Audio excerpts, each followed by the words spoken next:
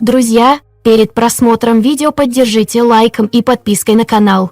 Мы с женой, ее отчимом и тещей решили вместе поехать в санаторий. Ехать туда всего одну ночь на поезде. В купе вместе с родственниками разговорились. Оказалось, что они уже отдыхали там раньше. И вот теща начала рассказ. Вот послушайте, молодые, для нас тот отпуск был необычным. Мы с Володей впервые попробовали обмен. Вы вот молодые, знаете, что это такое? Это когда супружеские пары меняются партнерами. Вот тогда одна пара нам рассказала, что они давно это практикуют, и предложили нам попробовать. И что я вам скажу, нам очень понравилось. А потом к нам присоединилось еще несколько пар.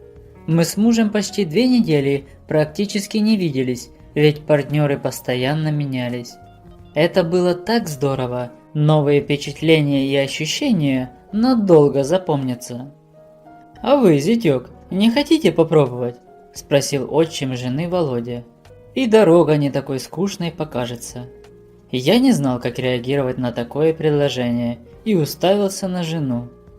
«Если ты не против, я бы попробовала», – ответила Валентина на мой немой вопрос.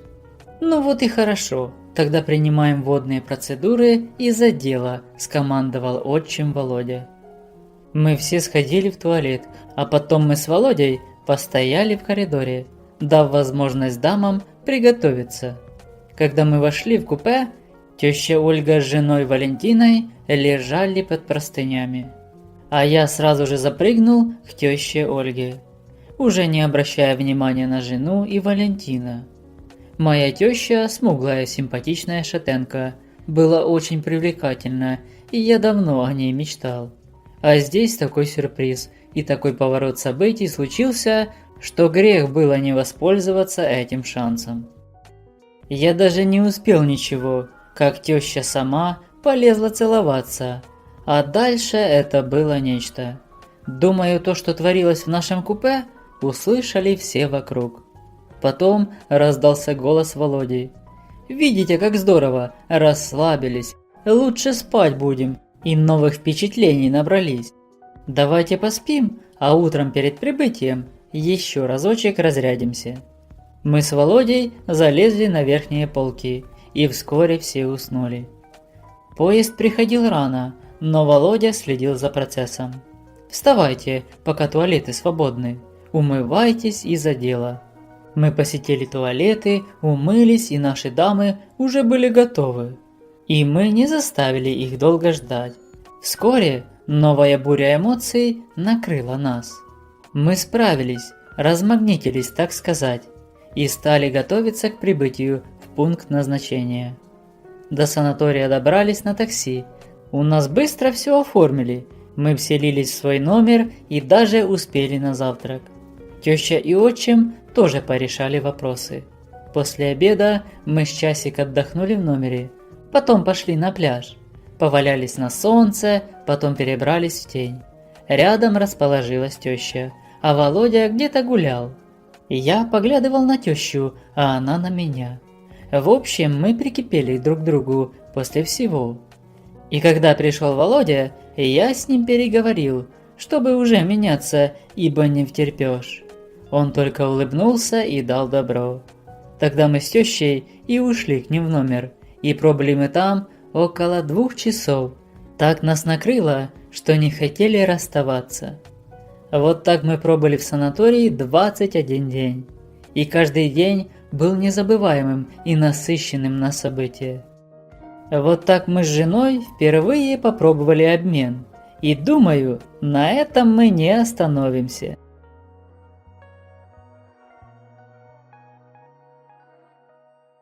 All right, everyone's presentations are done. Nick, the manager, said as he tried to move the discussion forward. Excuse me, I haven't. I recently found out something. Nick interrupted me and began to speak. There's apparently someone in this department who didn't graduate high school and is just a part-timer. Meetings should be for employees only. Absolutely right. His lackey, Mike, of course, agreed with Nick. I'm leaving. After leaving the meeting room, I started to shut down my computer. I noticed that an email had arrived, not in my personal inbox, but in the company's shared email. Thinking, there's no point in speaking up, no one will listen, I went home quietly. The next day, I heard a commotion from Nick's desk. He was staring at his computer screen, his face pale. "Nick? Is something wrong?" Mike looked at the screen with him. And he turned even paler than Nick. Why is he so angry? Knowing the reason for Mike's distress, I thought to myself, serves them right. My name is Adam. My mother passed away when I was in the 9th grade, and I was raised by my father. Well, you could hardly call it being raised. After my mother passed, my father changed. He drowned his sorrows in alcohol, and though he still went to work, he squandered our living expenses on horse racing. Because of that, I had to start working part-time as soon as I entered high school. Every month, I went to the convenience store with bills in hand that couldn't be auto-deducted from my father's account. Even though I endured it because I didn't want to be alone, I reached my limit in my second year of high school and dropped out. I found a live-in job at a distant inn. Thank you for everything. The day I left home, my father, still staring at the TV, spoke. Take care. That was our last conversation. Back then, 18 wasn't the age of majority, so I needed my father's permission to work, and I couldn't hide my place of employment. Yet, my father never visited me even once. I kept working just to survive, and before I knew it, I was 42. Years of hard work paid off, and I was transferred to the headquarters. I was thrilled to be recognized by the company, as I thought I'd be working in the field until retirement due to my lack of formal education. Listen up. Our work can change the future of our employees. Don't drag us down. On my first day after the transfer, Nick, dressed in an expensive suit, spoke sternly. There was a reason for this. Our inn was located in a prominent tourist destination, known so well that everyone in the state could sing its commercial jingle. At its peak, we had 5 locations within the state. But that was long ago. Due to financial difficulties and aging facilities, only the place where I had worked for many years and the original establishment remained. I was prepared to lose my job anytime, but now there was a glimmer of hope. With the rise of social media, the tourist area where the inn was located started gaining attention again. Depending on how hard the sales department, where I was transferred, worked, we could either thrive or be forced to give up this prime location to the new hotel chains continuously popping up. For Nick, who had switched careers from another industry to strengthen our sales, this was a battle he couldn't afford to lose. I understood why he had to be strict. I will do my best. Nick sneered at my enthusiastic declaration. Did you not hear what I said? I'm sorry. I thought I was listening carefully. Out of habit from years of customer service, I apologized reflexively, though I had no idea what had offended him.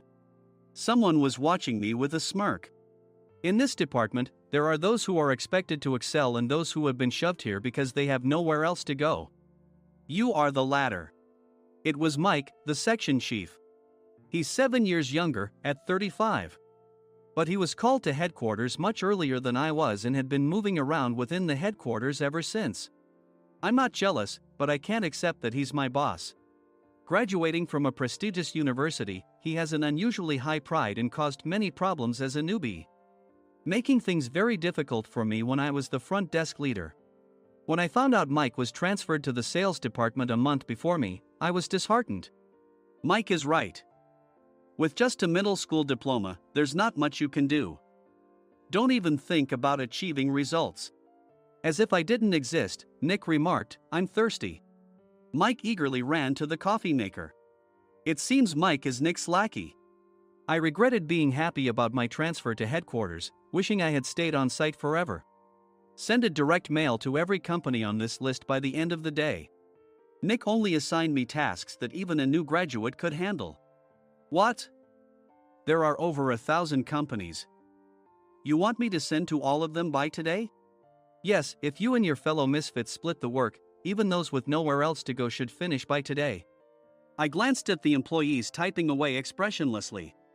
They were worn out from customer service, only thinking about leaving on time, or were women reassigned after having children, with zero motivation for work. Even Sam, a new graduate from the same university as Mike, who who was supposed to be among the expected achievers, had no enthusiasm for the job. Having joined the company wanting to do customer service. "I don't care what they say, I plan to quit any time," he said. Only Nick and Mike were highly motivated, making all the decisions between the two of them. I originally only wanted to work at the inn to survive and had no particular attachment to this job. I swallowed my words, thinking I had no right to reprimand them. About a month after the transfer, Nick told us with a frustrated look. "To commemorate the 50th anniversary, we've decided to create a plan exclusive for one group per day. Originally, Mike and I were supposed to come up with it, but our president, Mr. Thompson, insists on hearing everyone's opinions. So, you all get a chance." As Nick explained, Mike began handing out prints. Make sure not to embarrass Nick. If your ideas are half-baked, you'll have to redo them. It seemed that they had printed his handwritten notes by Mr. Thompson, which included several questions and a section for free responses. It made sense why Nick had to seek our input, given that all responses had to be submitted to Mr. Thompson. We were given a week to think about it, and a meeting was scheduled to compile our ideas. My plan is to let guests enjoy both the old and modern America. Nick began the presentations. Guests would watch a master confectioner at a nearby traditional sweet shop make sweets in front of them. The welcome drink would be premium tea in a bottle. Nick's plan was certainly attractive. After his presentation, Nick called on us to present in the order we were seated. Just as I stood up for my turn. "All right, everyone's presentations are done." "Excuse me, I haven't. I recently found out something." Nick interrupted me. "There's someone in this department who didn't graduate high school and is just a part-timer." He was likely talking about me. I joined the company as a part-timer and was made a full-time employee when I turned 20. That was 20 years ago, so Nick and Mike probably had no chance to know until recently. Meetings should be for employees only. Absolutely right. After that, Nick kept creating opportunities to solicit everyone's opinions, purposefully excluding me from speaking. The meeting unexpectedly heated up and went past the scheduled end time. A few people asked to leave, and the discussion continued with the remaining few. "Still here?" Normally, you'd leave in that situation. Though I had no attachment to the job initially, hearing kind words from customers made me want to make them happier. For someone like me, with nowhere to go, the inn was my home and customer service was my life. I felt pathetic about my current self. "I'm leaving." I left the conference room and started shutting down my computer. I noticed an email had arrived, not in my personal inbox, but in the company's shared email. Thinking no one would listen to what I had to say anyway, I quietly went home. The next day, while preparing the DM as instructed, I heard a commotion from Nick's desk. In his haste to stand up, he hit his knee on the desk. He stared at his computer screen, his face pale. "Nick? What's wrong?" Mike, thinking he should be the first to rush over, approached Nick while still wearing his coat. He peered at the screen with Nick. And he turned even paler than Nick. Why is he so angry? Who is responsible for this company? Nick, more irritated than ever, asked, and Mike answered without checking. Probably Sam. Sam wasn't there because he was attending a morning training session for new hires. Nick gave up on getting angry and returned his gaze to the screen. They were looking at an email that arrived right after the end of the working day yesterday. Apparently, no one, including me, had checked it before leaving. The email was from a large company that used us for their annual employee trips. The president and executives of that company also frequently used our services personally. President of the company, Mr. Mason himself, had declared that neither he nor his company would ever use our services again. Well, some companies cancel their employee trips or stop using our services due to financial struggles. Let's just move on. Mike kept wiping the sweat from his forehead with a handkerchief. Knowing why Mike was so agitated, I quietly watched their interaction. Do you know how much revenue we get from that company? We can find other guests to fill the rooms, but we'll lose the banquet costs, gift shop revenue, rental car fees, and more. Moreover, the gifts were supposed to be prepared by the traditional confectionery shop involved in Nick's proposed plan. If it's known that we incurred such a huge loss at this critical time, Nick's position in the company would be jeopardized. Nick took a deep breath, seemingly trying to calm himself. All right, Mike. Go to New York right now and apologize to Mr. Mason. What? You're coming with me, right? I have urgent work to do. I trust you, which is why I'm entrusting this to you. Please.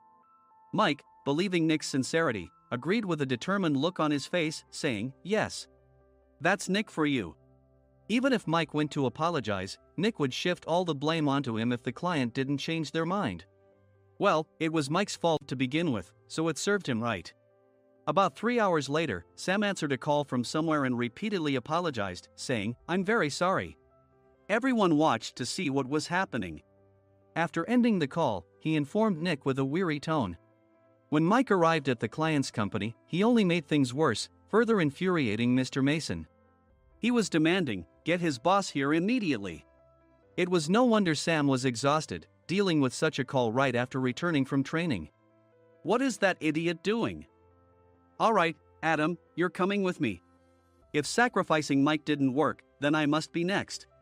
Normally, I'd want to refuse at all costs, but I saw an opportunity in this situation. If I can be of assistance, I'd be happy to join you. I obediently followed Nick, and we flew to New York. When we introduced ourselves at the reception, it became clear how serious the situation was. As the receptionist personally escorted us to the president's office. Angry voices leaked through the door, making both Nick and me uneasy. Excuse me. I'm Nick, the supervisor. I understand my subordinate has caused you trouble, and I deeply apologize. Nick, with his experience in the corporate world, knew enough to offer an apology before excuses. However, his customer service skills left much to be desired. I sighed as I saw Mike trembling like a small dog in the corner of the room. What kind of training are you giving your subordinates? Mr. Mason glared at Nick with a red face.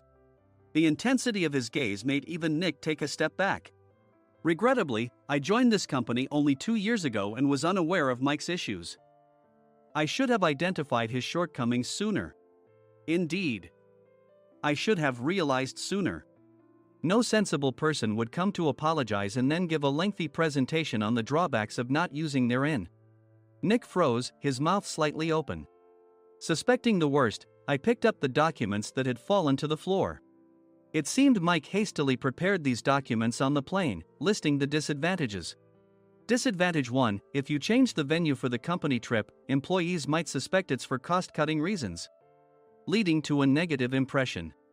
Reading it aloud half-jokingly, Nick snatched the papers from my hand and checked the contents with a furious expression. Among the stack of documents was a receipt from a nearby convenience store's copy machine. I felt a pang of dread, hoping he hadn't shown the receipt as well. What do you think he said when I asked what kind of nerve he had to do this? I'm very sorry. Faced with the dire situation, Nick must have thought there was nothing left to do but apologize. In a voice smaller than I'd ever heard from him, he uttered words of apology. He said, I'm a Harvard graduate. I don't believe I said anything wrong. Mike! What have you done? Forgetting his plan to pin the blame on Mike, Nick yelled loudly, even in front of Mr. Mason. I didn't do anything wrong. You're still saying that? Look at him. Mike pointed at me with a shaking hand. I was assigned to headquarters in my 20s and now I'm a section chief. This guy only made it to headquarters at 42. Everything I've done proves I was right. So why are we losing the contract? Having said his piece, Mike collapsed to the floor. Of course. You were sent there because you had nowhere else to go. Mike never expected to hear such words from someone he looked down upon. He lunged at me, and Nick hurriedly stepped in to stop him. Mr. Thompson told me Mike is a quick thinker, and to take good care of him. There's no way he was pushed aside. Don't make things worse here. He didn't say quick thinker, he said only quick-witted, didn't he? I don't remember that part. I recalled the many troubles Mike caused when he was a newbie. When Mike was on the front line, his pride was so high that he never apologized to customers. Customer service, especially in our job, doesn't work alone. It brings both good and bad situations. If the front staff or housekeepers made mistakes, or the cleaning company didn't properly clean a room, one had to apologize to the customers regardless of personal fault. Mike, in such situations, would never apologize, insisting he wasn't at fault. This often angered customers, and as the front desk leader, I frequently had to apologize on his behalf. He caused complaints and disrupted operations, which is why he was quickly moved to headquarters. In departments where he didn't interact directly with customers, his quick thinking was beneficial and things went well. But it seemed his flaws were starting to show. Corporate reservations are supposed to be entered into the system by the sales representative. But a quick check yesterday revealed that more than 10 items were missing from the client's reservation. The handover document clearly stated what needed to be prepared. Why didn't you enter it into the system? Why do we have to give them special treatment? Filling rooms near the banquet hall, setting up all the food in advance. Specifying the brand of wine, they're too demanding. No wonder he always angered customers, I thought, feeling a headache coming on. Grouping them in rooms near the banquet hall is for our benefit too. It makes it easier for the staff to set up beds and serve breakfast since everyone's schedule is synchronized. As for the other requests, Mr. Mason suggested them to lighten our load. I didn't know that. Nick finally seemed to realize that Mike was the one who had angered the client. What did you say to them? I just told them we wouldn't give them special treatment anymore. We shouldn't waste effort on things that don't bring in money. I was utterly exasperated at his lack of understanding of customer service. Of course, we shouldn't comply with unreasonable demands. But carrying over successful practices from past stays makes customers feel remembered and enhances their experience. Good memories encourage repeat visits. That's part of our job. I looked down at Mike, who was sitting on the floor. In our job, nothing is a waste. Mr. Thompson likely moved you to the sales department, hoping you'd finally understand this. How do you think he feels now that you've failed to meet his expectations? Mike, tears in his eyes, fled the president's office. I was amazed he still hadn't apologized. You have it tough, Adam. It's okay, we're all employees of the same company. I deeply apologize for this disrespectful incident. Especially after all the care you've shown us. If it weren't for you, Adam, I really would have stopped staying here. When I heard you were moving to the sales department, I was willing to reconsider if you handled it. Seeing us talk so amicably, Nick's face contorted. Do you two know each other? Adam's service is excellent. I always requested him specifically. Normally, we don't accept specific staff requests, but we made an exception for Mr. Mason, adjusting my shifts accordingly. He had personally stayed at our hotel just before my transfer, and during casual conversation, I mentioned, I'm moving to the sales department soon. If I hadn't told him then, things could have been much worse. Please continue to take care of us. I look forward to it. On the return flight, Nick awkwardly offered me a can of beer. It's still working hours. Of course, I had no intention of forgiving him for a single beer. Nick might try to pin everything on Mike and avoid any consequences. While pondering this, a startling fact came to light. Nick, the tea bottles for the plan have arrived. I handed Nick a bottle labeled with our inn's name. They look good. What are you talking about? These are plastic bottles. I had assumed we would use the trendy, high-end bottling tea. But what arrived were ordinary plastic bottles of tea with customized labels. The only unique aspect was the label, which had the inn's name, making it look customized. Upon further investigation, I discovered that a substantial amount of money was set to be paid to the tea company. It was priced like bottling tea. Does this plastic bottle really cost $100 each? The tea inside is specially blended for us. The extra cost is for that. Wouldn't it be better to use another tea company? Or is there a specific reason we must use this one? As Nick continued to make excuses, I showed him a printed email. I informed the tea company's president, Mr. Mitchell, that we discovered irregular payments and he confessed. He said you two were high school classmates and planned to split the extra money. That idiot. Why did he confess? That's not important. You should worry about yourself, this could turn into a police matter. Opening the bottle cap, I suggested. How about calming down with this tea? It supposedly has a relaxing effect. Nick drank the tea frantically. In the following days, decisions were made about their fates. Mike was reassigned to the General Affairs Department, with no chance of transfer or promotion, as per Mr. Thompson's orders. As for Nick, since the payment to the tea company hadn't yet been made, he narrowly avoided legal trouble. Instead, he was encouraged to leave the company, and to avoid further complications, Nick submitted his resignation. Rumor has it that connections between HR departments have made it difficult for him to find new employment. Even though it was good to have those two gone, something unexpected happened in the sales department. Everyone became motivated and united in refining the 50th anniversary plan. In the end, my plan was adopted. We collaborated with the Tourist Information Center to provide personalized guides. The plan, tailored to the number of guests, was truly special for the 50th anniversary. Hey, is Adam's family coming to stay? I immediately booked that special plan for my family. Sam noticed it on the reservation list and quickly picked up on it. Yes, I'm inviting my father. That's great. I might invite my parents too. I lacked the courage to face my father just as Adam. But here, with the confidence Mr. Mason praised, I felt ready. The 50th anniversary plan was a perfect opportunity to reconnect with my father. I hoped to bring back the days when we could laugh together as we once did.